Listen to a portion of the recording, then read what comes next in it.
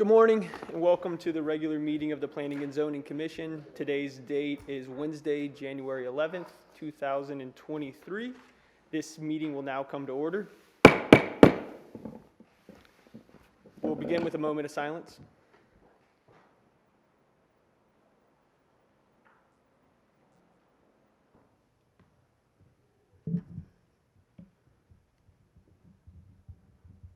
Please stand for the Pledge of Allegiance. I pledge allegiance to the flag of the United States of America and to the republic for which it stands, one nation, under God, indivisible, with liberty and justice for all.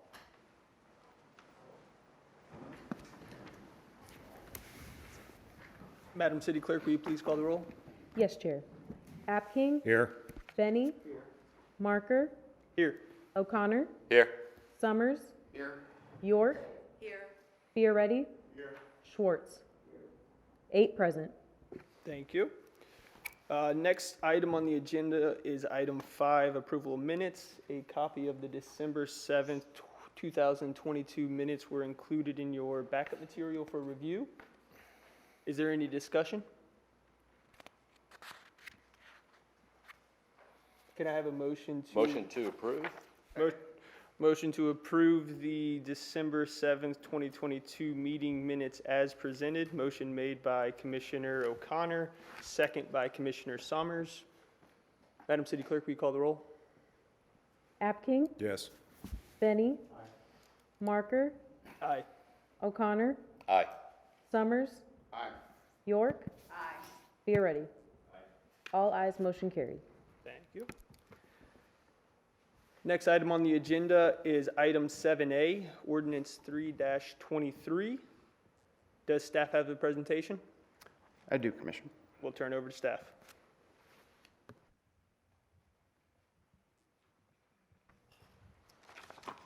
Good morning, Mr. Chair, Commission members. Anthony Santor, Associate Planner, Development Services. My credentials are on file with the City Clerk's Office.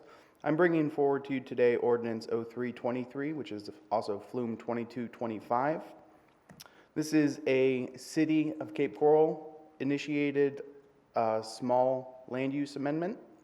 And this is for 2025 Northeast 6th Street and 671 Stonecrest Lane.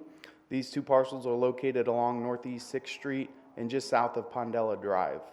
They're roughly 51,500 square feet for roughly 1.18 acres. They're in the Urban Services infill location, and they're seeking an amendment from light industrial to public facility, and this change will coincide with the construction of Fire Station number 13. So this will tie out the future land use map with the future land use of the fire station. So like I stated, the site is 2 parcels in East Cape Coral. It is currently vacant and undeveloped. It does have access to all utilities, including water and sewer. The previous zoning on the property was R3, which was converted to corridor in 2010, and then to industrial in 2019. The future land use was changed from commercial professional to Pine Island Road District in 2002, and then from Pine Island Road District to industrial in 2019 to coincide with the zoning change. Again, this amendment is to correlate with the proposed future land use of the fire station. So here we can see the 2 parcels that are in question, highlighted in red. They are sitting right at the corner. One shifted slightly off corner as there is a little piece of parcel that exists right on that edge, which is not part of the proposal.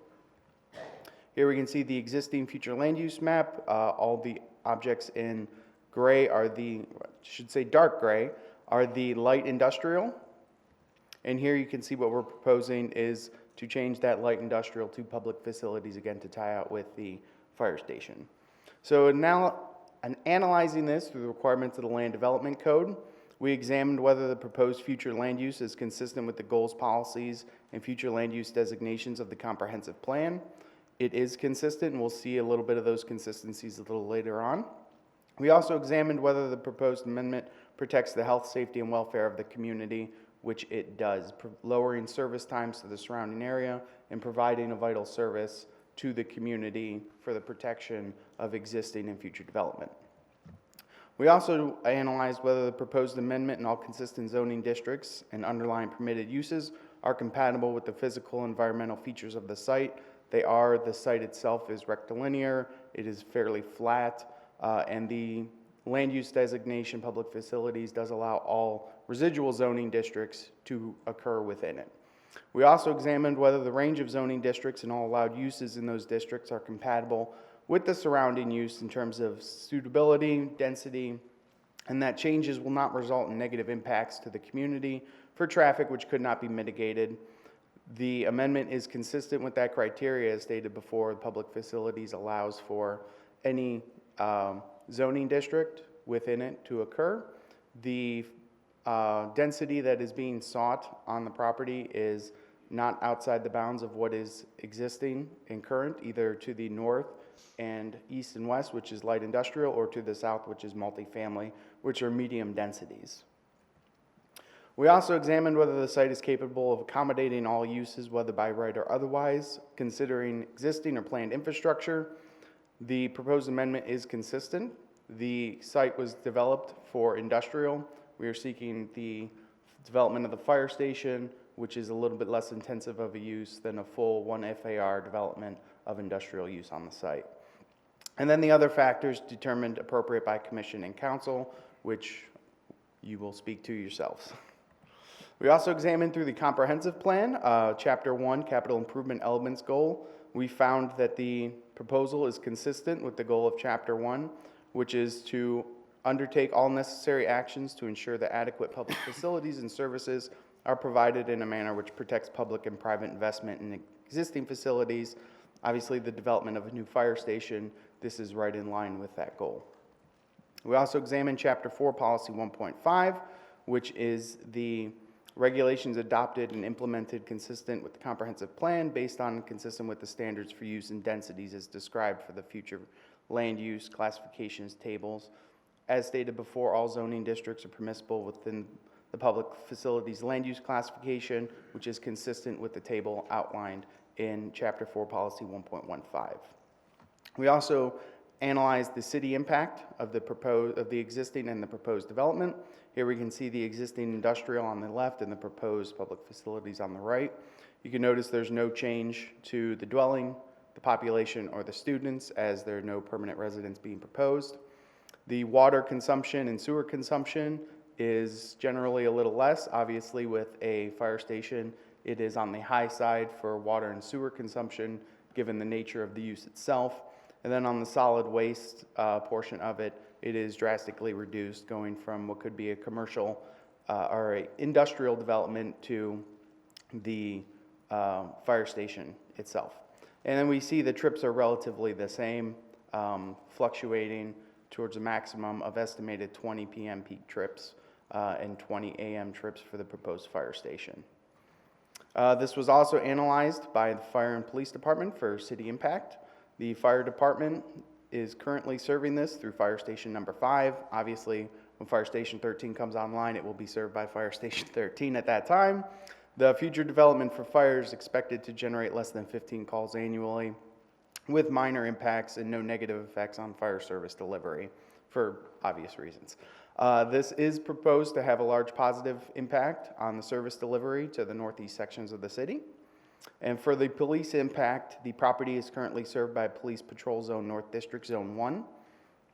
The proposed development will have a negative impact on service demand anticipated. It is very small. There can be a potential in reduction of police calls for service in the area over the long term as the fire station becomes more developed and the services are in place. There are a couple additional concerns that the police department had, specifically regarding the location for influence of traffic flow on Northeast 6th, Del Prado Boulevard, and Pondella. There are also concerns about residential properties in the immediate area generating noise and traffic-related nuisance complaints after hours as fire engines are moving through to respond to calls. So with that, and given the analysis, staff recommends approval of the project. We have not received any correspondence either in support or in opposition of this case. And with that, I will leave for any questions. Thank you. Thank you.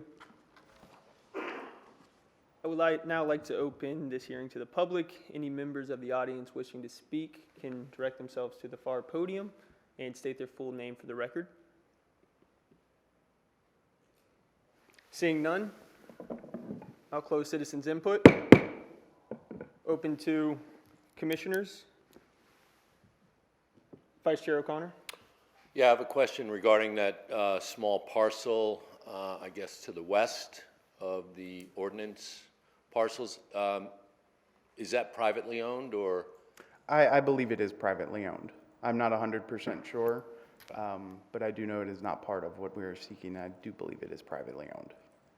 That is a parcel that the developer of the industrial park bought, so the street that runs through the industrial park could meet with Northeast 6th Street Avenue, whichever Northeast 6th Street. So what it is that's just a leftover of a two-lot site that is there that the city did not purchase. Thank you. Thanks. Commissioner York. Thank you. This is actually in reference to the police saying perhaps they would have some phone calls, nuisance, loud noises coming from the fire station.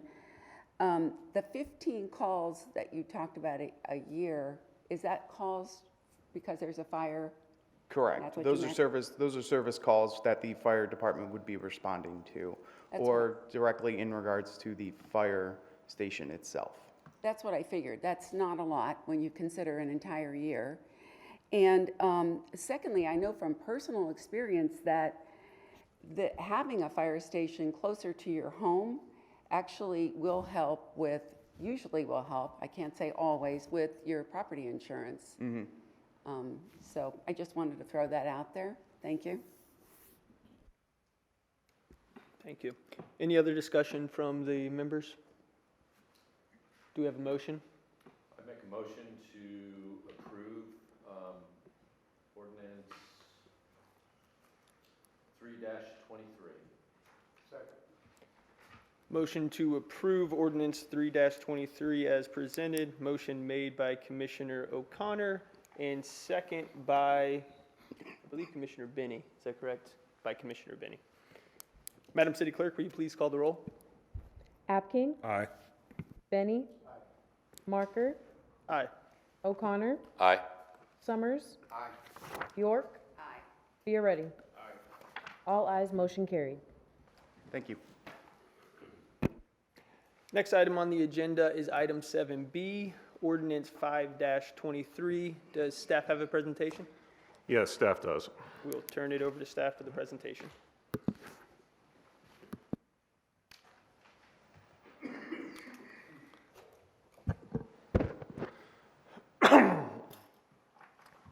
Good morning. For the record, Wyatt Daltrey, Planning Team Coordinator of the city's Planning Division. My credentials may be obtained at the City Clerk's office. What we have before you today is ordinance 5-23, which actually is a city-initiated future land use map amendment involving 1,206 acres, almost 1,207 acres, for multiple properties in northwestern Cape Coral, proximate to Burnt Store Road. This amends several existing future land use classifications, properties that have the Commercial Activity Center, CAC, future land use, commercial professional, mixed use, multifamily residential, open space, public facilities, natural resources preservation, single-family residential, and single-family multifamily to the Burnt Store Road District future land use.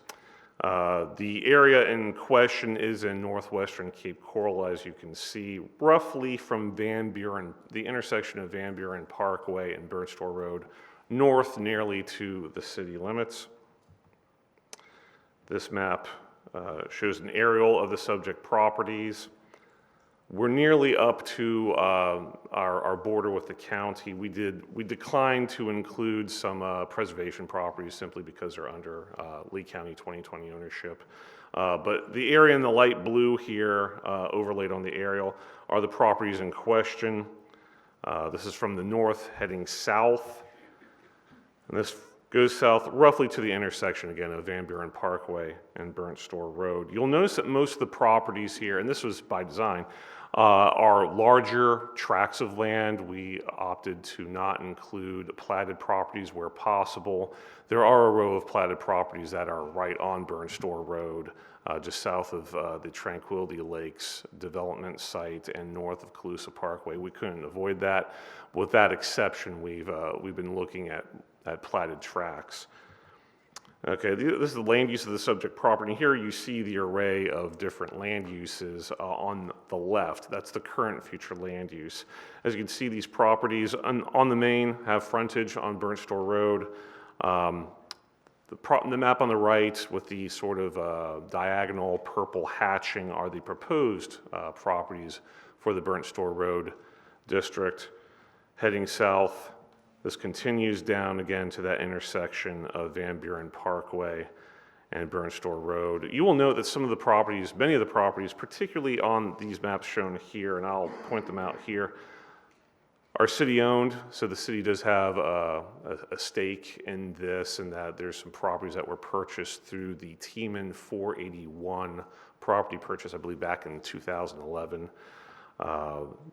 Again, as you can see, most of the properties we're changing here have a mixed, as you can see on the maps, had already some commercial entitlements, whether they were mixed use or commercial professional or CAC. We're changing that to the Burnt Store Road District. I'll discuss more what that will entail for the future development of this site.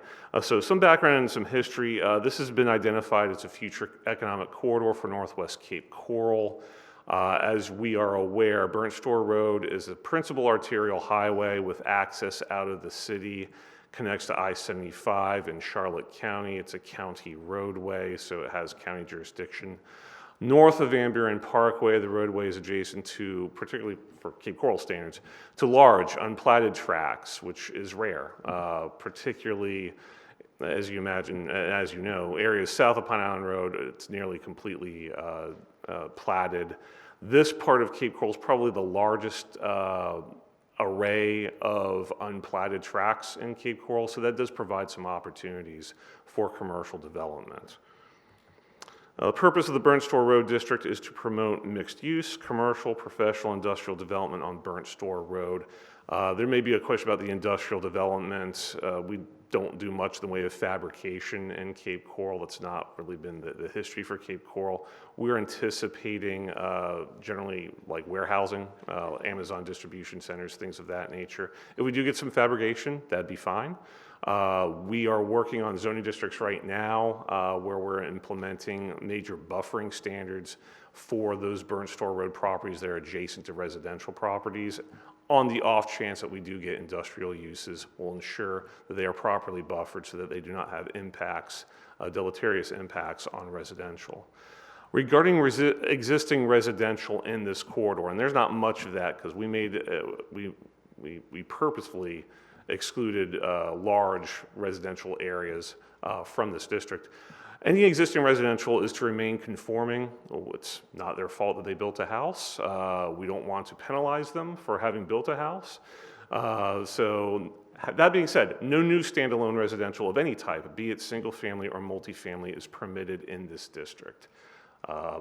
Frankly, we have plenty of areas in Cape Coral where you can build residential. We have few areas where you have the opportunity for commercial corridors. And again, that's the purpose of this ordinance, is to establish essentially, I use Pine Island as an example, something akin to Pine Island for northwestern Cape Coral. That's what we're looking to do here.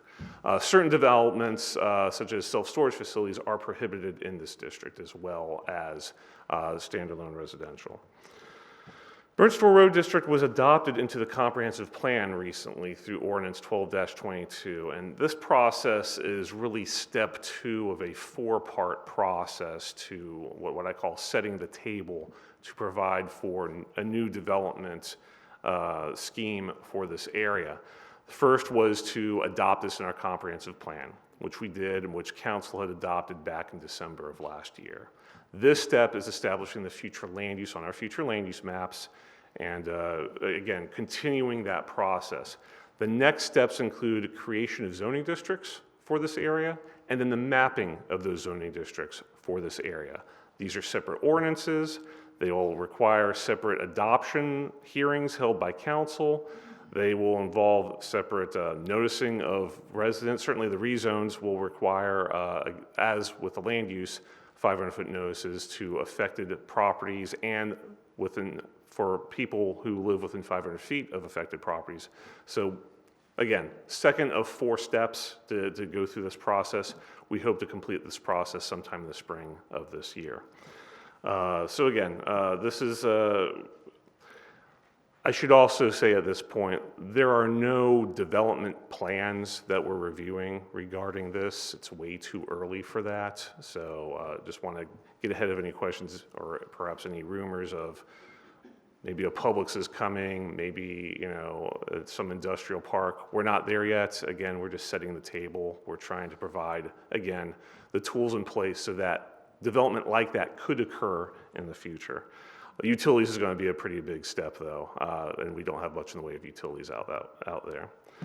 Okay, so we analyzed this through our comprehensive plan. Policy 1.15.R, the future land use element, is the Burnt Store Road District language, which again was recently adopted by council. We also reviewed policy 3.3 of the future land use element, which directs the city to pursue future land use map amendments to increase non-residential land. This proposed amendment is consistent with the comprehensive plan. Staff recommends approval, and certainly I'll stand by for any questions, particularly after public input. Thank you. Thank you, Mr. Stalter. This is a public hearing. If any members of the public wish to speak, please direct yourself to the far podium and state your full name for the record.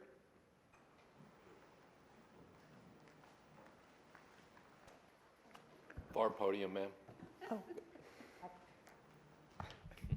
Good morning. Quite all right. My name is Susan Ilchizian. I live at 3751 Sand Road. I moved into Cape Coral in 1989. The reason for my visit today is I have lived there 30 plus years, and I was always wondering when this day was going to come. When I moved here, there was nothing north of Pine Island Road. There was a Fox News, and there was the car wash on the corner. So I knew this day was coming. What I ask of the commissioners and what I ask of the city moving forward is that you realize that the Northwest Cape is very special to all of us who live out there and have lived out there for a long time. It is also the last entry into the city. If you come over the Veterans Bridge, you come to Del Prado, which is, to me, is a mini 41. If you come in through Diplomat, you're coming in through the VA hospital, and you're coming in through a bunch of storage units. So the Northwest, which is the Burnt Store corridor, is the last entry into the city. I ask that as you develop that area, that you think of the residents that are living out there. Yes, we need amenities out there. What I ask we don't get is a gas station on every corner. We don't get a storage unit on every corner, and Wyatt was good enough to say we're not going to have that. So I hope we stick to that. We do need things out there. We need things like restaurants, administration buildings, physicians' offices, and outpatient centers. Boutiques, community centers, a youth center maybe, fitness center, a law enforcement substation. What I would like not to see out there in huge quantity is the self-storage, car dealerships, the industrial centers where you can see them from Burnt Store Road. Let's make the entry into the city as beautiful as possible. Nature out there is great. I know what's going to happen with a lot of our nature that is out there. Since I've lived there, I have seen bobcat, I have seen fox, I have seen raccoon, I have seen deer. When I first moved here, there was a panther in my yard. So we're going to lose all that. We're hoping that hopefully they will move into the 2020 preserve that is just a little north of us. We are going to be getting the Crystal Lake parks up there. Looking at some of the information that Wyatt said that, there's going to be less need for parks because of all the building we're going to be doing. Well, we live there and we want parks. Same as with the school system. There are children that are going to be living out there because we have a lot of undeveloped property. When I moved here, there was 47,000 people living in Cape Coral. Now we're over 200,000. So I'm just asking that, when I first moved here, I used to drive to Winn-Dixie out on Pine Island Road. That was the only store that was here that I could go food shopping. Then I started going out to Burn Store, out to the Publix that is out of 41 in Burn Store. Now I drive 6 miles to go to Pine Island and Burn Store to go to the Publix there. So there is a need in our area. We just ask that you remember that the residents that are out there, those of us that have lived there a long time, those of us that have just moved in who have really no idea, I think, of the beauty that they moved into, but also that we're a large city by land, but we're a young city, and we're growing. And the residents have to realize that we have to pay and we have to be a part of what's happening within the city. And in order to do that, we need to get involved, we need to speak up, but we also have to work with the city and not constantly be against the city. So I'm just hoping that you remember us out there. Like I said, I've lived out there 30-plus years. I knew this day was coming. I just hope that you remember those of us that have been out there. Thank you. Susan, thank you. Hi, everybody. I'm a first-timer, so hello. My name is Christine Abraham.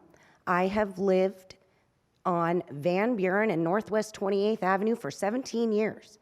I bought my house there because of the gigantic, beautiful piece of woods behind my house. Of course, like she said, we knew one day this would come, and we've always wondered. I've been in Cape Coral for 30 years, my husband 40. We decided to build our family here. We have a small business here, 3 children who are students here, and they've grown up on those woods. They've seen eagles hunting in their backyard because of those woods. And we are scared to lose what our children get to experience there. We really are. That's our backyard, literally. We are on 28th Avenue, and that's our backyard. I remember before Veterans Parkway was built, I watched half of their houses being driven down the road on flatbeds. I was that young and watched it. I remember before Super Walmart was there. I have friends who live on the road you take to go into Super Walmart. Very first house. I remember before Super Walmart, and I remember after. And the gigantic concrete block wall that was built in their backyard, that was very ugly and sad. They lost all the trees in their back. They lost everything. They got a concrete block wall. I don't want that for my backyard. I and my husband, we have faith that you guys make the best decisions for our community. Hence why I've never come down here and fought or complained or anything else in my time. But this is really important to us and our children and our neighbors. We have people who have just bought in our neighborhood and just built houses on that property, with those woods, and they're devastated because they thought they were moving into a beautiful green neighborhood, and now we may have buildings or we don't even know what behind us. We ask everybody on my road whose house butts up to those woods, we ask you guys remember, there's a reason that everybody bought in Northwest Cape. It's not industrialized. It's not close together. I was one of the first 4 houses on my street and the first 10 in my whole neighborhood. I have watched my neighborhood blow up. We know it's coming. Is there a way to leave some trees? Is there a way to not take out all the woods? Is there a way to leave a barrier so we don't end up with concrete blocks as our backyards and people in 5 stories of apartments staring down at my children while they play in the backyard, or my children having to watch their domestic disputes from their backyard? We just want our properties respected, I think, is what everybody wants. We just want our space and what we expected when we bought out there. So I just ask you guys, keep us in mind when you guys are planning and doing, and leave us a buffer of trees. We'd like it.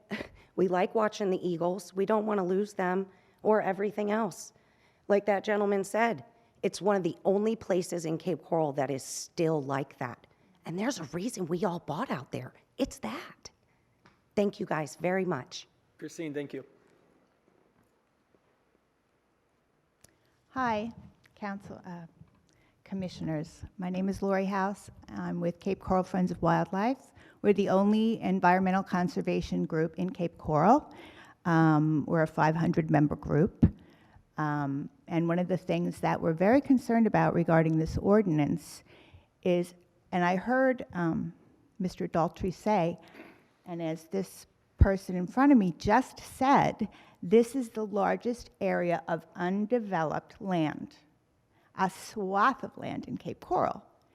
And it has to be developed. It has to be used for humans. It has to be used for our convenience, okay? It doesn't have to be. It does not have to be.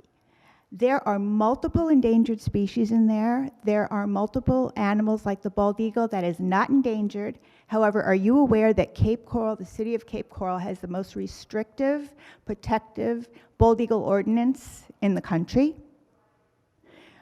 So the only thing I would hope, and I don't know if it's too late, first of all, as you probably know because you are planners, Cape Coral is pathetically short of open space. And I did hear the word open space when he was speaking about some of the zoning change titles. That includes changes to open space. That is not something that we are in favor of. Mayor Gunter and some of the administration, who, thank God, have been so supportive of us over the last few years, talk about a balance between development and the environment, and it's in our strategic plan.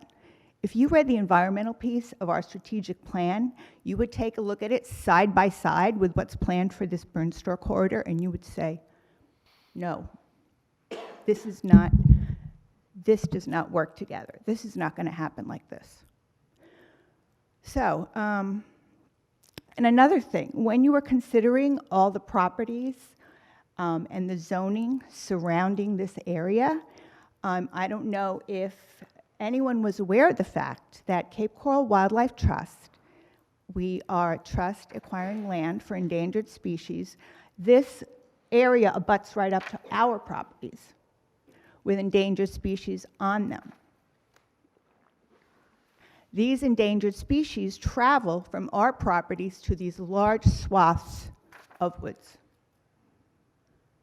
Why are we even bothering to save the endangered species if there's going to be, some kind of a human structure, a few hundred yards away?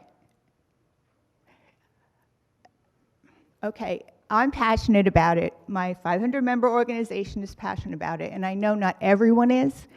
But the truth of the matter is, and as some of these speakers so eloquently said, having open space is not only good for wildlife, it is good for our children, it is good for us, it is healthy, it's been proven. And as I said, and as you planners know, Cape Coral is woefully lacking in open space. So my thinking is, and as I said previously, okay, you have all this open space. Why not instead ask 2020 if they want to buy a portion of it? A woman just now said, leave a buffer. I'm not suggesting leave a buffer. I'm suggesting leaving another swath so there can be a balance. I think it's very important. I think it should be considered as you make decisions and as the city council makes decisions. I know we are very rarely consulted regarding any of this.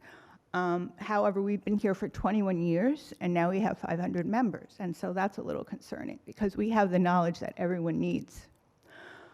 What else did I want to say? And if I need to, I'm going to find out more about exactly what the plan is as the development goes along.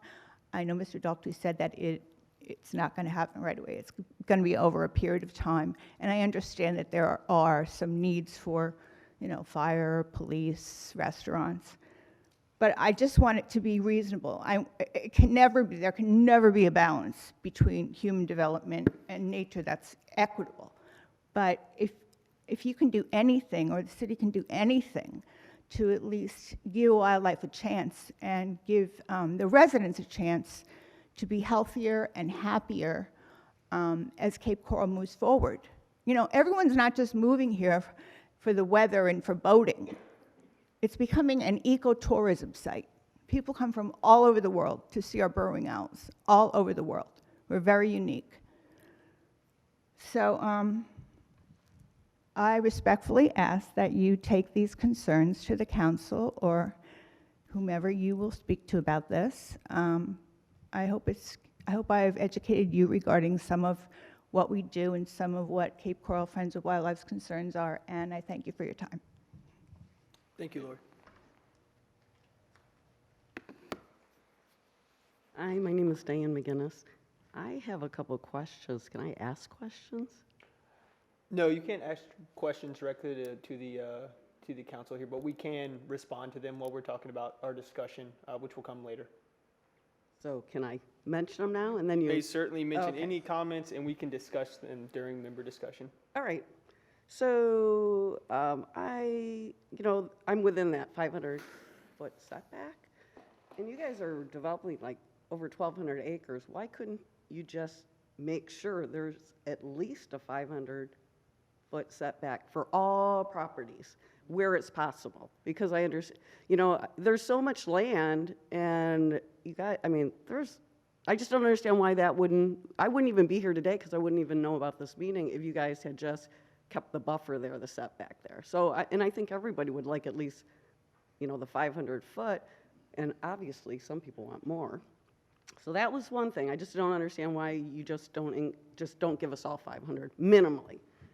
The second is, I was wondering if there is a height restriction on the buildings, because I noticed in Cape Coral, although I've been around for 30-ish years, in these beautiful neighborhoods, you put up these ginormous condos and apartments that all these homeowners have to look at. And I was wondering, in this development area, are you keeping it to a certain height restriction so that people who have built homes don't have to look at them?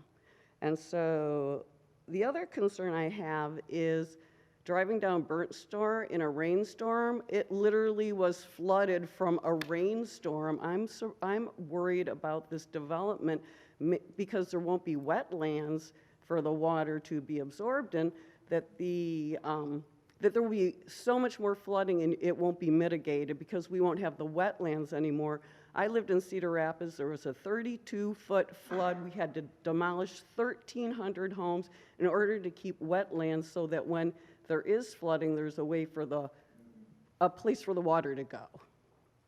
And then the other question I have is that, and some lady mentioned the preserve land, it's 1,200 over 1,200 acres. I didn't see where you had like a little spit of a park on that huge thing. So I'm like, wouldn't you want to plan for some, other green space? So that would be another thing to consider. That's, I guess, really I'm just looking at everything I wrote down. Those are my comments and questions. So I really would like them I know you guys you said you can't address them, but those would be the questions that I want put forward. That's it. Thank you very much for your comments. And could you state your name one more time? Diane McGinnis. Diane McGinnis. Thank you.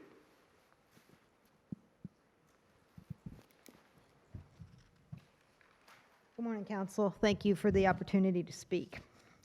My name is Donna Barley. This is not the first time I have stood up here. 2009, we fought for our properties out there on Sand and Janus Roads. I want to tell you a little bit about the history of that section out there. I sort of take offense with Mr. Daltrey saying we can just move somewhere else. We have 5-acre lots out there, and we can't sell off our house and our barns, our ponies, and our livestock and move into the Cape. I don't understand why, when you see there's open space, just because you can develop it and put another warehouse or another commercial building, do you have to? Should you? I mean, even New York City has like Central Park, right? So as you start moving to the northwest and gobbling up all that property that's left, you can't undo that. And we live quiet lives out there. I just would hope that you would be sensitive to the fact that just because you can, should you? Once that property's gone, it's gone. It's just another industrial park, another warehouse, another store. But like these ladies were saying, they're concerned about the wildlife. They're concerned about the encroachment on our properties. Now, everybody says, not in my backyard. I get that. Everybody wants not in my backyard. However, our backyards really are special because we back up to woods. We do have eagles flying over. And once you take that, we can never go back. I mean, I am probably the only person in Cape Coral that gets up in the morning and feeds my chickens and milks my goats, you know? And this is how we live out there. So when I see it going back up there, I mean, I have stood at this podium in 2009. We fought this with the city because you wanted to come on our street, Sand Road and Janice Road, change our agriculture to commercial. And what a fight that was. How many years did we fight that? Several years, right? We fought that because we were told we shouldn't have built out there because it was mixed use. However, the city let us build out there. And then we won that. It did not go to commercial. It stayed agriculture, it stayed mixed use, and some of us got residential estates. And we have built $1 million homes out there now. So we have these beautiful 5-acre, 10-acre lots, $1 million homes, and now you want to put an Amazon warehouse in our backyard. So that's just saying it is the last piece of large land out in that area. So instead of maybe the mindset on what can we build on there, maybe it should be how can we protect it? How can we make it, how can we save the earth, make it green or something? That's all I'm asking, is just to be sensitive to there's an opportunity here not to gobble it up. There's an opportunity here to have something special coming into the city, seeing this gorgeous park, this gorgeous preserve, besides a 7-Eleven and a warehouse. So that's all I have to say. You'll see me again. Thank you. Thank you for your comments.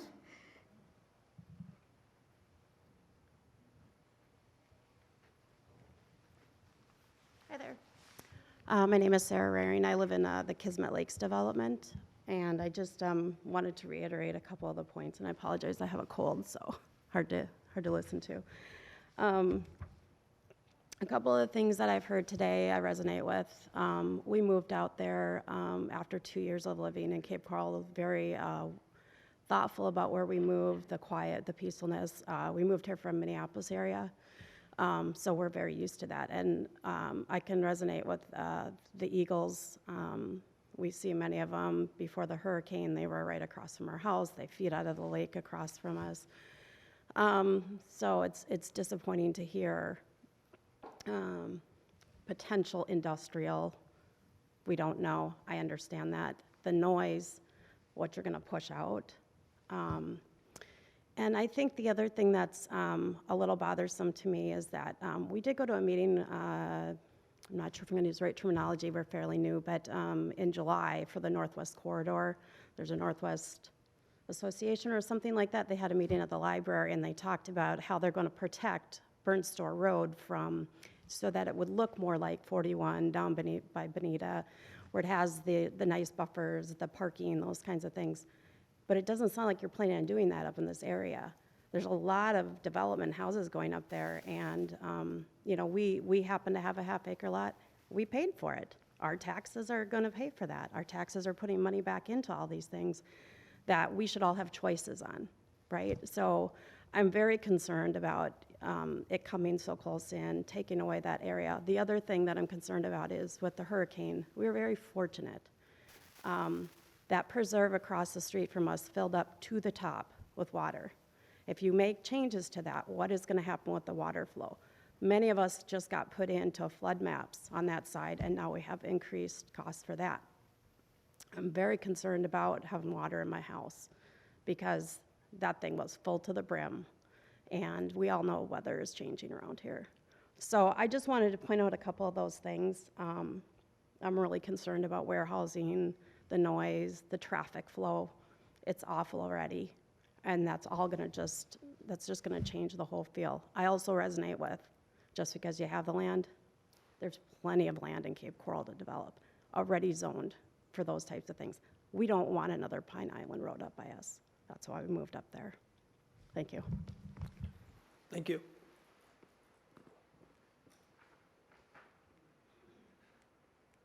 Hi, good morning. My name is Christine Casal. I live at 3450 Janice Road. I am in the planned buffer zone right now.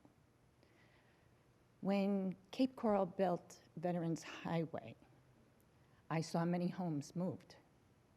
And actually, it was my husband's job to move it. It was hurtful.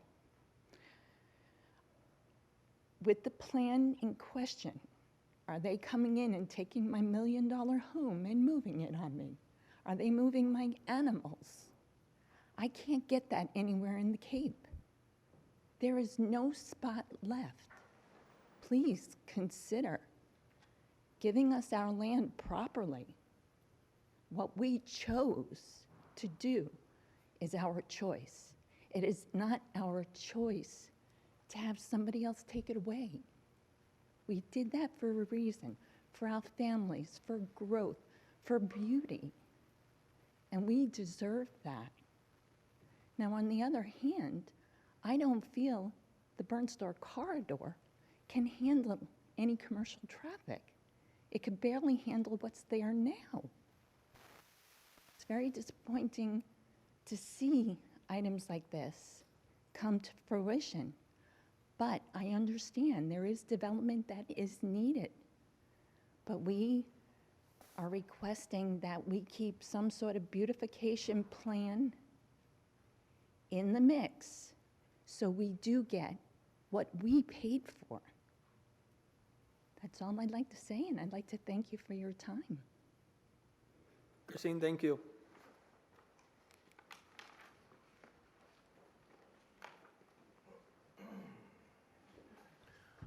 Morning, Council. My name is Jeff Levitt, and I've lived in Southwest Cape Coral for about 19 years now. I am a licensed realtor here. I do quite a bit of business in Lee County, Charlotte County, and actually Collier County as well. We've recently brought some folks to the Northwest Cape corridor area, and they're not here. They've just signed agreements with one of the area builders to, put what is going to be their forever home within this, buffer zone. Physical address 3904 Northwest 33rd Avenue, and right across the street is one of these subject, 243 land parcels, which, they're coming here. This is they worked hard all their life. We know that Cape Coral's a destination for people to come and spend, the rest of their days, quite honestly. That's why I'm here. Interested in understanding if there's been any studies or, projections for anybody who's sort of caught in this, between a rock and a hard place, in that, these folks have not broken ground yet on this property, which is right across the street from a more sizable sort of parcel. Don't know what, the characterization shift is going to look like for them. Once they do build a house, move here, who are their neighbors going to be? And certainly keenly interested in, I know Mr. Daltrey said that, we're setting the table here. That's fine. Wanted to know specifically if, we could sort of nail down, when these characterizations are going to be able to be, identified to people that are, in these, circumstances at the moment, because I got to believe that, my folks, Steve and Kathy Donahue, they're not the only ones that are, going to be sort of caught in this Northwest Corridor, shift. And we all understand it's progress, and it's, necessary progress. But there's certainly some things that are going to be lost in the translation. We all understand that. And, the needs of the few are very often outweighed by the needs of the many. We get that. But just interested in, knowing when, these permutations are going to be sort of, derived and also, put out for all of us in the citizenry. That's all I had. Thank you. Thank you.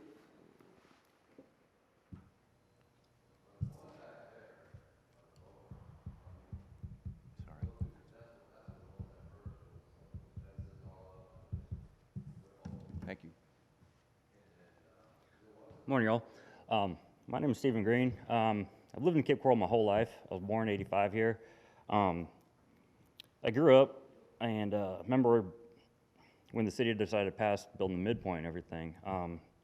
It was quite a mess, and I lived on the road that was just before the Eco Park. My parents still live there, but the road all the way down to the river was full of houses. I remember seeing them get picked up, moved, most of them demolished, and I'd really hate to see that happen in my area. I live on a large piece of land. We own a farm now. It would be very hard for us just to pick up and move and start all over again. As I said, I was born and raised here. My wife's been here since '94. We met at Cape Coral High School, first day of school. Been together ever since. After high school, went to the military, and we saved and saved and saved. We knew we were going to come back here. Ended up being wounded on one of my deployments, and came back home during the crash. So we got lucky and bought a house that wasn't too expensive for us at the time. But we only were a one-income family for a time being. We lived there for about 10 years. Kids grew up, or are growing up, I should say. And we scrimped and saved every little penny we have to buy a piece of land out in Northwest Cape. We got lucky and bought a 12-acre piece of land. We poured our heart and souls, all of our money into it, and it literally butts right up against where this is happening. We have, as many of you said, we have lots of wildlife. We have bald eagles, we have deer. Almost daily we have Aussie turkey coming in. We have the gopher tortoises, burrowing owls, you name it, it's pretty much in our backyard or right around our backyard. I'd love to see the majority of that area be put aside as a preserve, at least. I understand progress. I've seen it through Cape Coral plenty of times, and I would love to see that not be overtaken by warehouses and all sorts of things. The infrastructure on Veterans is bad enough as it is already, and I hate to see what more apartment complexes or multifamily, things like that would do to our area of Cape Coral if it's already bad enough starting to come out that way. Thank you for your time, and appreciate it. Stephen, thank you for your service and thank you for your comments. Are there any other members of the audience that wish to speak? Seeing none, we'll close citizens' input. I'll turn over to comments from the commission. Our Commissioner Apkin. Thanks, Chairman. There's a presentation available that was made last year that might answer a lot of your questions and concerns. And Wyatt, I think that's still available, isn't it? And if you contact Wyatt, he can send that to you. And its concept, we're going through a lot of different steps. These are just one of them, many. But as far as homes being demolished, destroyed, I think there's a lot of things in there that'll answer your questions.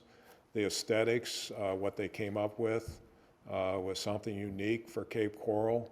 What we discussed, we didn't want another Del Prado,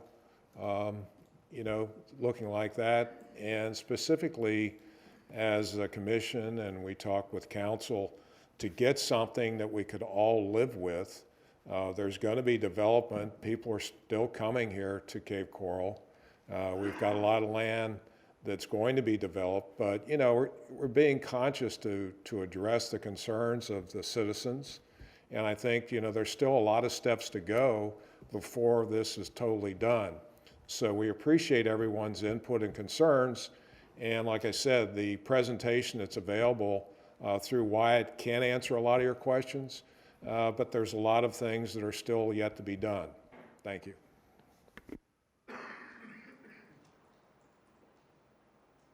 Thank you, Commissioner Apkin. Any other comments from the commission? Commissioner Fioretti?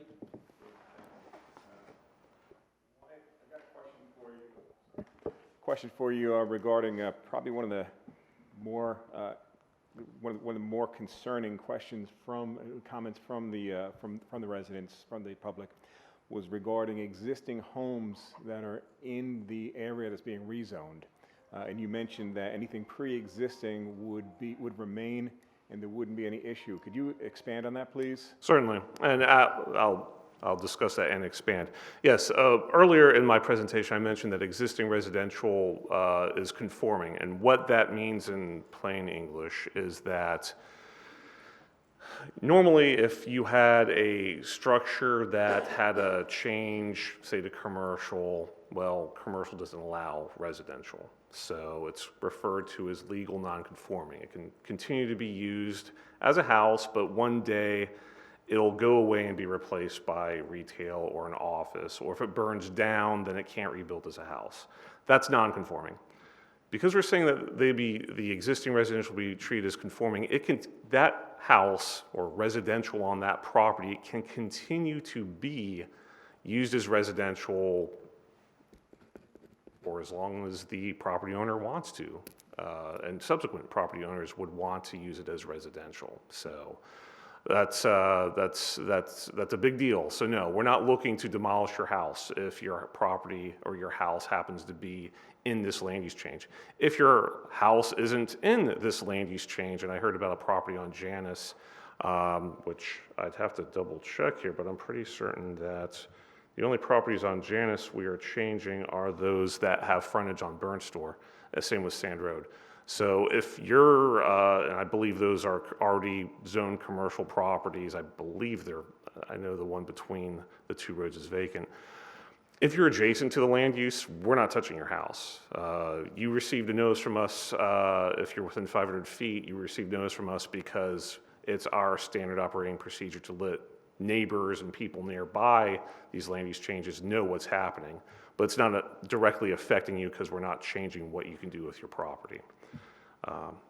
Does that answer your question? I believe so. And there's, when you showed the existing the map of existing zones, the zoning districts, quite a number of them were commercial, mixed use. So it's not like we're taking properties that are in a protection and making them available for development. They could be developed today if they wanted to. That's a very important point, yes. Anything that's already commercial professional or commercial activity center or mixed use, they already have commercial entitlements. I think there was a discussion made about that property that has a Gator Slough run through it. It's just north of Van Buren.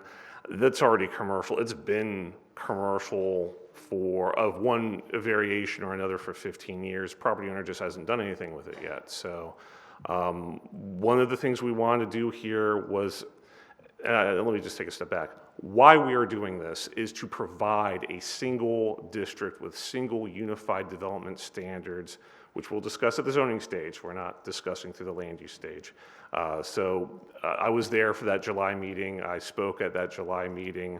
Part of this process is to create and to establish a gateway to from northwestern Cape Coral to Charlotte County, to provide placemaking, making this a unique area of Cape Coral to frankly, keep more trees than what we're accustomed to seeing in a lot of our commercial developments in Cape Coral. We're going to have the most robust tree retention and tree planting regulations for commercial development in Cape Coral. We're going to have buffering standards that are up there with any industrial buffering standards. We're talking, landscape buffers, we're talking walls if necessary. As far as on Burnstore Road, we're looking at either landscape buffers or an undulating berm. So these are things that I didn't discuss too much during my presentation because this is land use. We're establishing where this will go on our future land use map. When we come forward with the zoning districts, which would really be the next step in this process, we're going to be getting into the weeds as far as what uses are allowed, maximum building heights. Again, referring to uses, no standalone residentials allowed, so discussions about apartment complexes and condos. They perhaps do that in a mixed-use building, but you're not going to see large, solely residential complexes in this district. Again, we have enough areas in Cape Coral where you can build residential. We are terribly deficient as we are in open space, we're terribly deficient in commercial land too. And that's really was part of the purpose for council directing us to move forward with this project, to identify, burn, store, develop a master plan, and then have that master plan be turned into a corridor. And one last question, I'm sorry for taking everyone's time, but this is just, you said there's multiple steps. You still have to create the zoning ordinances, so there'll be plenty of time for public input. There'll be plenty of time for you to address concerns in terms of buffering and everything. And there's no plans for any development yet, so any site plans that come forward, that'd be additional opportunity for residents to approach. Yeah, the site plan would almost, and the development process would almost be like step 5. We are solely responsible as staff to initiate steps 1 through 4. Again, setting that table. It then comes down to the market and property owners coming forward with developing those sites, which they will do at their own time. I will strongly suspect that that will wait until utilities are available on that roadway. I mean, for commercial development, it's something you absolutely have to have, and we just don't have utilities on Burnt Store, that section of Burnt Store, outside of some utilities we're getting from Charlotte County, which is fairly minimal. Thank you. You're welcome. Commissioner Benny? Thank you, Mr. Chair. I just want to clarify, if there are single-family lots that don't have structures on them currently, will they still be grandfathered as single-family lots, or will they lose the right to build? No, they'll be changed to the Burnt Store district, so they will remove any residential entitlements that they have. Those will be replaced with the entitlements permitted by the Burnt Store Road District and subsequent zoning districts. So typically in a situation like that, what would happen to the property owner over there? They just hope to sell to one of the commercial developers within the district? It sounds like a dicey situation for the individual property owner who invested in the parcel. It's a situation that's occurred to, sadly, several thousand property owners throughout Cape Coral's history, but not much point in developing a commercial district if we'd still allow people to build houses on those properties afterwards. Basically what will happen for the property owner is they have a more expensive property that, yes, they would then basically try to shop around to a developer. And may I ask what percentage of the properties are owned by the city currently, or the total land that's in question? Percentage is actually fairly, as number of properties, it's fairly low because they're large. As far as proportion of the area, I think we have 280 acres, so 280 acres, close to a quarter, slightly less than a quarter. Thank you for that. And then just to reiterate what Commissioner Fioretti said and expand on it a little bit, every property, anything that's going to happen here will have to face all environmental standards, wildlife regulation, inspection, percolation, drainage, and everything's going to happen on an individual basis. That is correct. And for commercial development, it's a lot more robust of a review than it is for residential. Well, I want to thank the citizens who came to speak and for your heartfelt comments, and thank you, Wyatt. Certainly. Commissioner Summers? There was a comments made about the 500-foot buffer zone. If you could explain that to everyone. Certainly. And the 500-foot buffer is just used for advertising. There's no development connection to that 500-foot buffer. As I mentioned, when we do our noticing, we notify affected property owners. As you can imagine, if you lived across the street from a property that was being changed to this district, you'd want to know. So it's been standard operating procedure for many years for the city of Cape Coral to notify people proximate to those properties. Up until about 10 years ago, it used to be a 300-foot buffer. It had been expanded to 500 feet. So when you receive those notices, you're not necessarily being affected. We're not changing your property. We're notifying you that there's a change nearby. And I've had probably about 5 phone calls about that within the last week. So I recognize that's something that's leads people to ask that sort of question. But if you receive that letter from us and you're not one of these properties that we've identified with this purple hatching, we're not doing anything with your property, but we figured you'd like to know what we're doing nearby. So that's what that means. And this is not a 1,200 acre development. This is just rezoning future land use for future development. This is not something coming in tomorrow, changing all of Northwest Cape. This is just working on stuff in the next 5, 10, 20 years. Probably closer to 10 to 20, again, because of the utilities, but that's absolutely correct. This is a project as far as a mapping project. By providing this for 1,200 acres, I expect there'll probably be 15, 20, 50 different projects within this area in the fullness of time.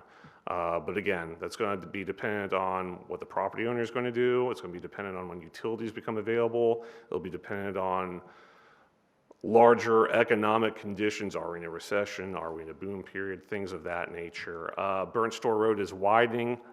People are going to will likely wait until that gets widened to 4 lanes, which is on the county's timeline, and I think the county's looking at late 2028 or 27, I think I've heard, as far as a time period for that. So this isn't happening tomorrow. Any other comments from the commission? Commissioner York. Yeah, thank you. You might have covered this, and I might have missed it, but I know that I think Commissioner Fioretti might have touched on it too. Currently, do you know what percent, just approximately, of this new property, the 1,200 acres that we're talking about, is very little of it, it looks like, is currently natural resources preservation or open space, but it looks like it's mostly mixed use and commercial. Yeah, we clipped, I think it was very small portion, like less than an acre, was natural resource preservation. We don't make a point to try and change that. Usually if that has that designation, it's under, in the vast majority of instances, those are under city or county ownership.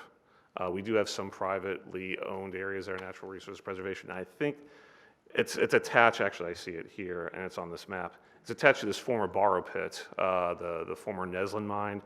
That's also the open space land use, the light blue here, which is for lakes. I mean, that we were required to put a future land use for open water for borrow pit lakes. It's open water, so that's what those are. But yes, as you can see on these map series, the vast majority of the areas that we're changing, Tranquility Lakes, for example, mixed use, that's the orange. Red, commercial professional.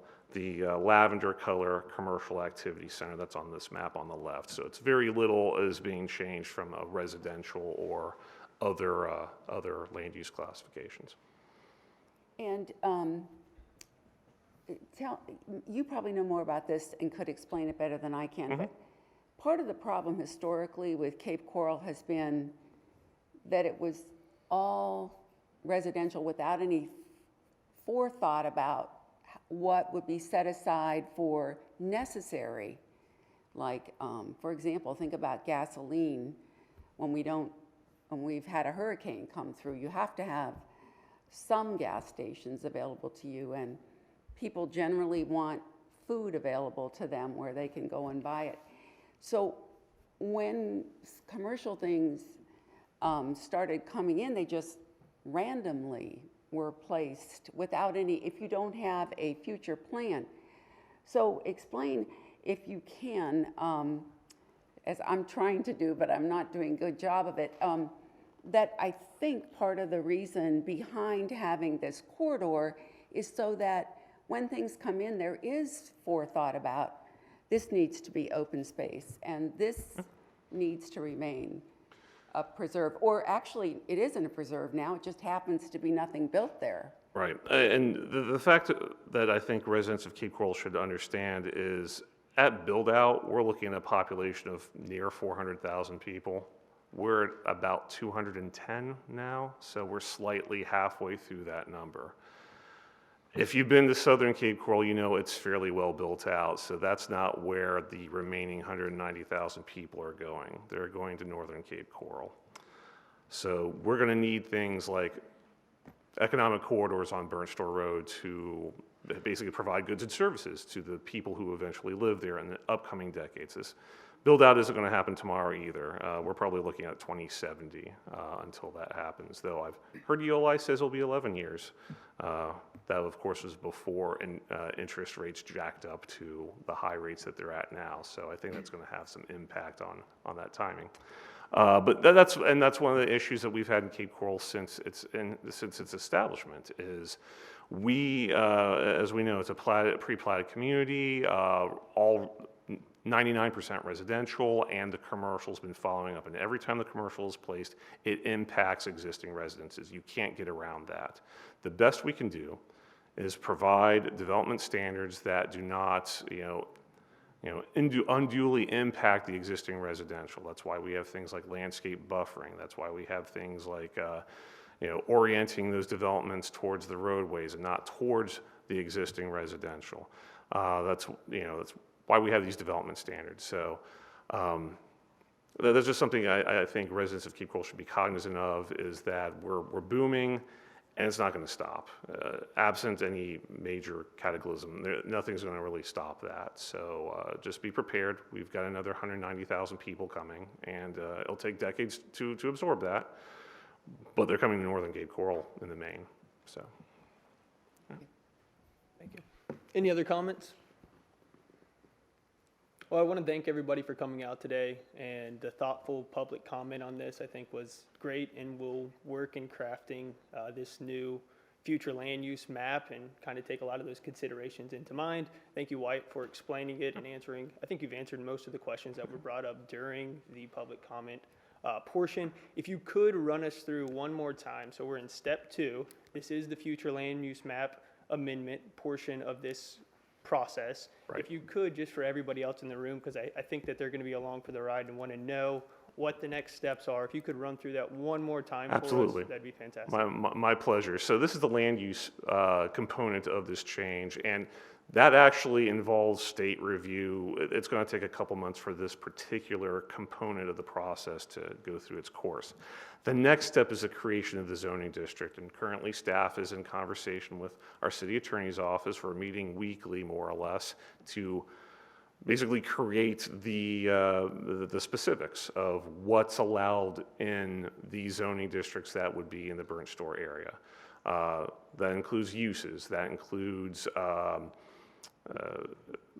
density for mixed-use buildings, things like bulk and height, buffering, landscaping.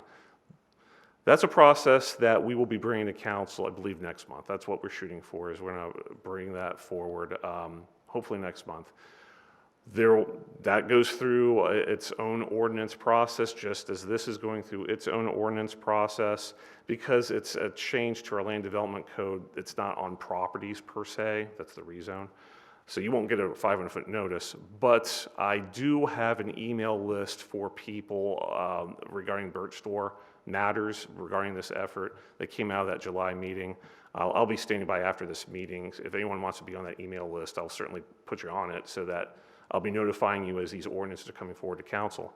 But that's the next step. Step 3 is creation of ordinance. We're in process with our city attorney's office to do that. Goes through a separate ordinance. It goes through a public hearing, public forum like this. You'll be welcome to provide your comments, and we'll be presenting, the specifics, what you will be seeing in this district. Council will be making their decision as far as whether everything we did is fine, whether they want to add things that you've added, whether they want to strike out things that we've had. That's just part of democracy, of working that out. The fourth process, the final process that we will be involved in, is the rezone. So basically, you have to put the rules in the book before you map. So step 1, we did the comp plan, put the rules in that book. Step 2, we're mapping. Step 3, we're creating the zoning district, putting it in that book. Step 4, we'll be mapping the zoning map. That's the process. Again, we're shooting to get that done this spring, and it's an aggressive timeline, but we hope to make it. If I could just piggyback on that one thing as well. Some of you may not be aware, we are a recommending board. We don't vote on policy. I didn't know if everybody was aware of that. Our recommendation goes to city council for them to approve the ordinance or not. Yeah. And this will go to council on February 15th. We have it scheduled for that date. So that's where they'll call it a transmittal hearing because it gets transmitted to the state. But that's going to be the next public forum for you to provide comments on this map amendment process. Thank you, Wyatt. You're welcome. If there's no further discussion from the commission, Madam City Clerk, will you please call the roll? Oh, I apologize. We didn't make we probably need a motion there. Do I have a motion by the commission? I make a motion to approve ordinance 5-23. Motion to approve ordinance 5-23 made by Commissioner O'Connor, second by Commissioner York. Now, Madam City Clerk, will you please call the roll? Yes, Chair. Thank you. Apking, Aye. Benny. Marker, Aye. O'Connor, Aye. Summers, Aye. York, Aye. Fioretti. 6 ayes, 1 nay, motion carried. Thank you. Next item on the agenda is item 7C, ordinance 9-23. Does the applicant or the applicant's representative wish to make a presentation? We'll wait for staff. Staff, you go Staff first. does have a presentation, Mr. Okay. Chair. Good morning again, Mr. Chair, Commission members. Anthony Santora, Associate Planner, Development Services. Credentials are on file with the City Clerk's Office. I bring forward to you today ordinance 0923, which is Future Land Use Map Amendment Flume 2227. So this applicant, this is a owner-initiated application for future land use amendment where the owner represents more than 51% of the owner's stake. And here we have 4 separate ownership entities which are on the application. Primarily Gasparilla Investments LLC and PJC Investments LLC. There are 2 subsidiaries along with that. The address for these 3 parcels is at 706, 712, and 718 Southeast 7th Street. This is along Southeast 7th Street, west of Cultural Park Boulevard. The site, when combined, all 3 parcels, is roughly 47,414 square feet, or roughly 1.09 acres. It is in the transition area of the urban services. And the request before you today is an amendment from commercial professional to multifamily. So a little bit of background on these 3 parcels. They are located in central Cape Coral, the City Centrum Center. The site is located, like I stated, along Southeast 7th Street. It is currently vacant and all 3 parcels are undeveloped. The site does have access to all major utilities, including water and sewer and irrigation. For the zoning, the parcels were originally zoned R3, which was multifamily residential. It was converted to P1, which is professional, in 2009, which it remains today. The future land use was adopted as multifamily when the future land use map was first constructed in 1989 and then adopted in 1990. And then it was amended from multifamily to commercial professional in 2003 as an effort in providing overall commercial areas within the city centrum location. And then in 2009, the P1 zoning was attached to it to tie out with the commercial professional. For the applicant and the development on it, the applicant has stated that the future development will be new multifamily apartment housing to occur. Yes, ma'am. It is, Madam City Clerk, I think we may have included some improper paperwork in the materials. Do you have paperwork on a different ordinance as well? Yeah, the beginning is a different ordinance, and then the back of it does go into the multifamily, that what were emailed Yep. the other day. Yep. So the front page ignore, I think it stepped in and it's. That's it. It's just it is going to be ordinance. Wait, are we supposed to be talking about fire station right now? Yep, that was No, the first ordinance of the That day. was the first ordinance. There was some additional paperwork put into the packet here under ordinance 923 that did mention a fire station, but that was the first ordinance of today, and this is for the rezone. My apologies for that. I want to clarify, though, all of you have received, well, an update or in your packet somewhere, the ordinance and whatever other backup for this particular case that we're talking about, correct? Hopefully? That would be correct in my case. Do you want to take a poll? No, that's all right. I mean, that's, No reason to postpone is, I think. yeah, as what long as you're- everybody's. Yeah. okay. I'm familiar with it. We all Yeah. reviewed. Just mentally redact, I guess, what, Yeah. Yeah, it sounds like there was some paperwork from the first case that got Right. attached to the third case. That's but correct. the third case all is there if It- you just ignore the first few pages that might have come in from the fire Surplusage there, yes, but we have the entirety of the ordinance in the back of material. Good. Again, Please my go ahead. apologies for that. And most likely a paperwork malfunction on our end. So, no problem. so with that, we'll move on to the location of these properties. And here you see them along Southeast 7th Street on the south side of now Southeast 7th Street. You can see Cultural Park Boulevard to the east. These properties reside to the west. You will see on the next map the existing future land use map as it is today. And the properties are currently commercial professional with 2 little parcels to the south being commercial professional. The rest of the block, both north and south, being multifamily, and having been reverted from commercial professional in the past in 2003. A majority of these blocks were commercial professional. They have since reverted back to multifamily as development has occurred on them. And so the request is to take these 3 parcels and move them to the multifamily to tie out with the remainder of the block. Excuse me. So as we do with every case, we examine this through the Land Development Code requirements. And the first was whether the proposed future land use amendment is consistent with the goals, policies, and future land use designations of the comprehensive plan. This project is consistent with those goals and policies of the comprehensive plan, which we will see a little bit later on. We also, excuse me, examined whether the amendment protects the health, safety, and welfare of the community. This is consistent with that requirement. We are looking to increase the amount of residential properties, especially multifamily residential properties within the city, and in a location which is conducive to good development for multifamily units, which we'll see in the comprehensive plan. All of those add to a better quality of life and better infrastructure for the city, which will provide with adequate health, safety, and welfare for the community. We also examined whether the proposed amendment and all consistent zoning districts and underlying permitted uses are compatible with the physical and environmental features of the site. With the multifamily land use, the 2 permitted zoning districts are RMM and RML, which is medium density and low density residential.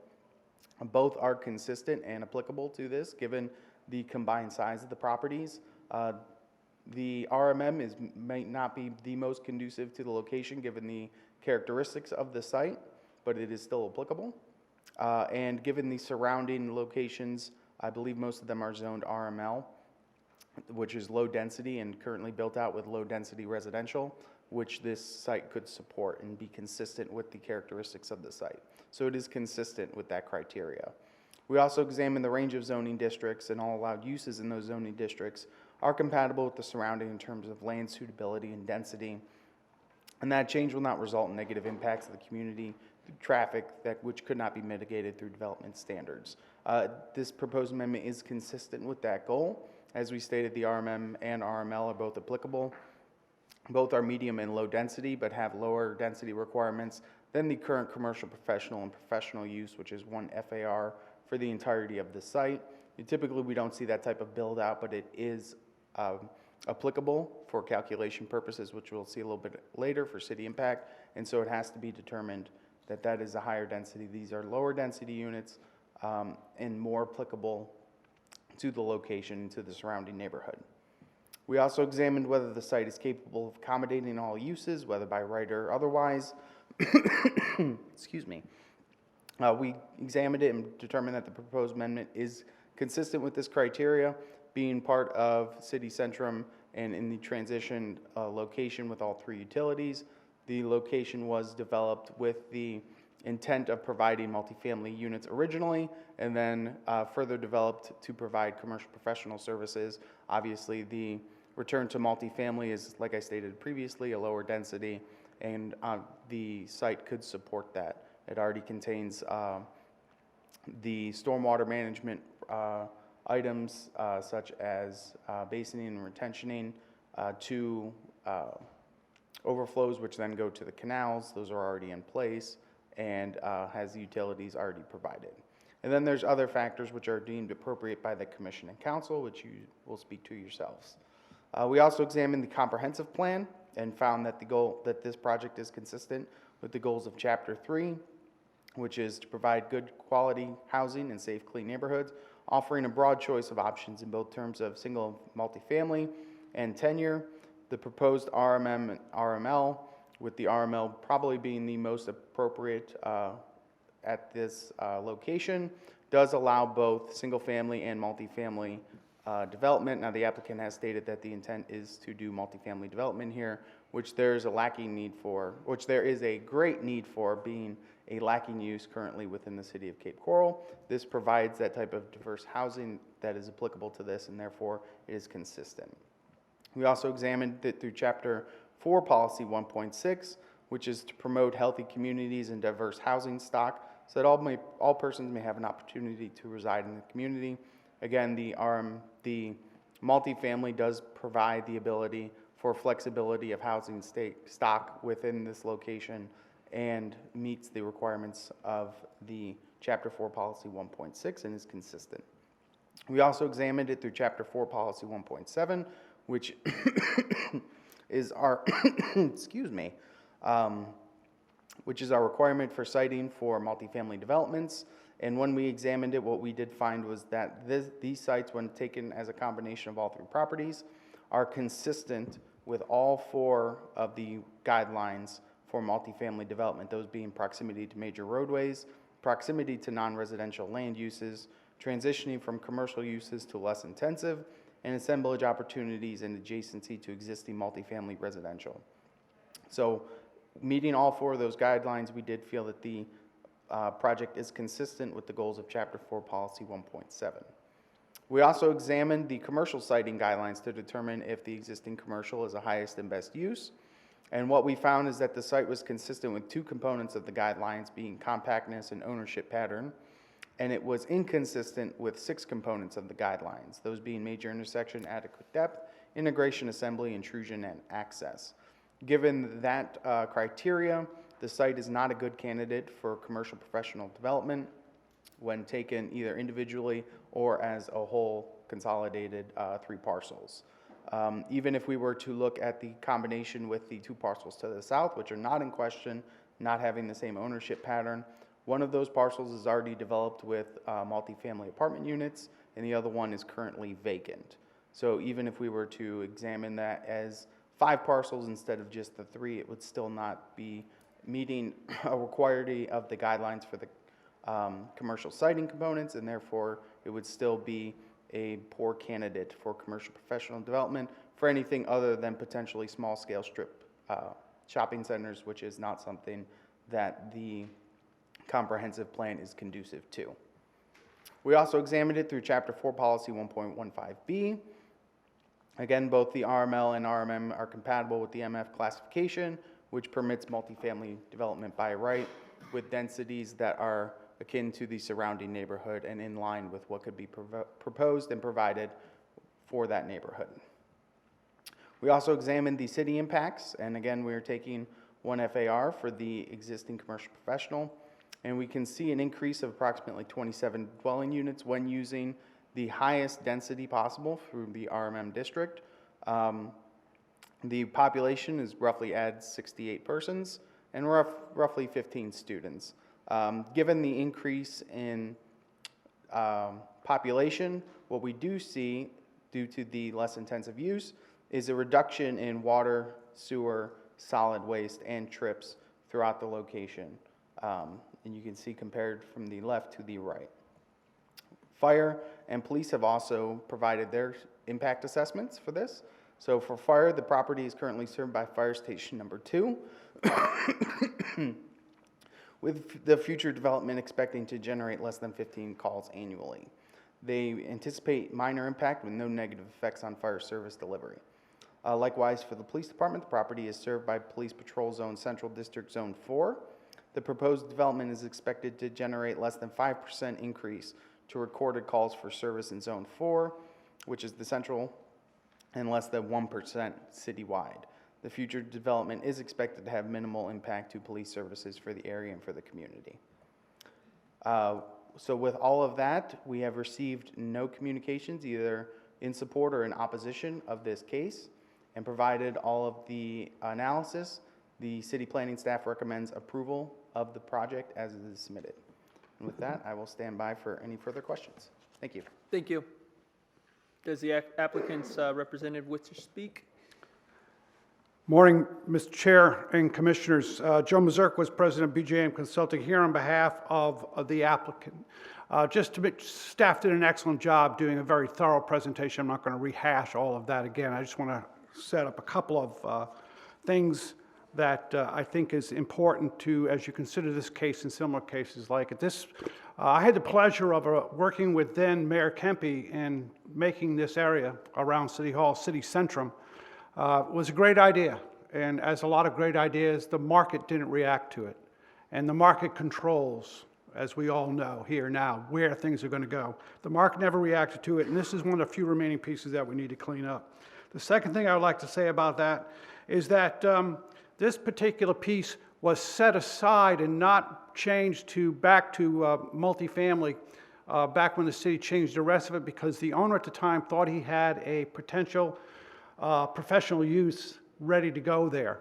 And that has since gone away and has been marketed since that time, and there have been no additional changes or interest in marketing it to a commercial piece. The owner went ahead and sold it to the present owner. And I want you to know that while the staff said 51% of the owners have signed it, I want you to know that it's my bad for not making it clear. I wrote on the application "and all" because the registered agent for the one is the registered agent for the other 5. So all 100% of ownership is signed on to this application. I will make sure that I will not make that mistake again. The other thing I would like to share with you is that like most of my applications that I represent coming in from multifamily, I'll be recommending an RMM zoning. The last thing the city of Cape Coral needs is more duplexes and single-family homes. We hope to be recommending this for development for a 27-unit apartment complex. With that, we would respectfully request a motion to recommend approval to City Council. Thank you very much. Thank you, Mr. Mazurkiewicz. Any comments from the commission? Commissioner Benny. Is there a height limit for RMM? Yes, sir, there is. I do not know it off the top of my head. 60, It's 50. 50 feet. 50 feet. So your intent would be four level? How that eventually lays out will be determined based on the site, the retention, parking, all that. You know, will it need to be parking, need to have the height go up another story? I would say probably no more than 2 stories, though. Thank you.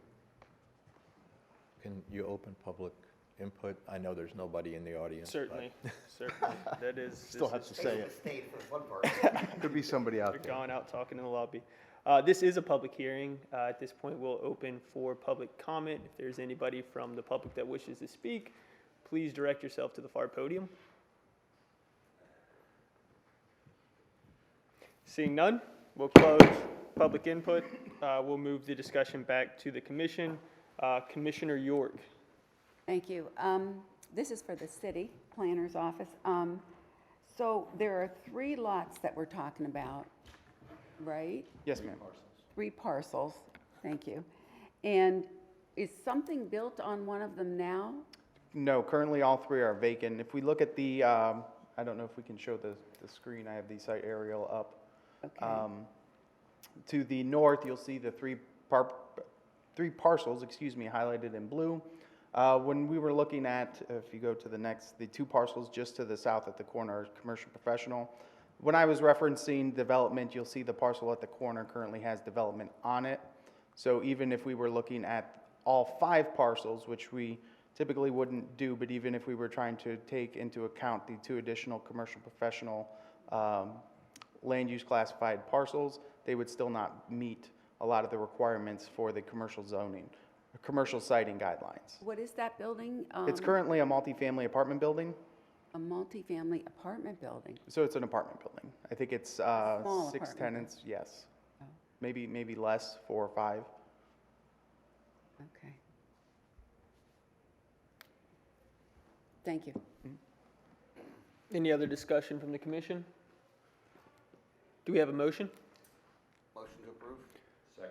Motion to approve ordinance 9-23, motion made by Commissioner Sommers, second by Vice Chair O'Connor. Madam City Clerk, will you please call the roll? Apking, Aye.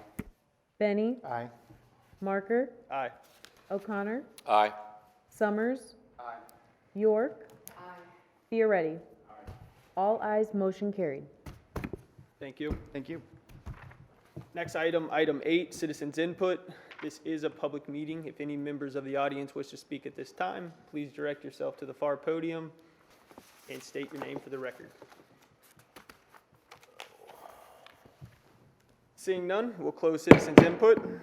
Moving on to item 9, staff updates. Are there any updates from staff? Seeing none, we'll move forward to item 10, other business. Is there any other business from the city? Seeing none, we'll move to item 11, member comments. And I will say that there are 2 vacancies on our commission. 2 full members and 2 alternate positions will be open. The deadline to receive applications is no later than 4:30 p.m. on Friday, January 20th, 2023. Are there any other comments from the commission?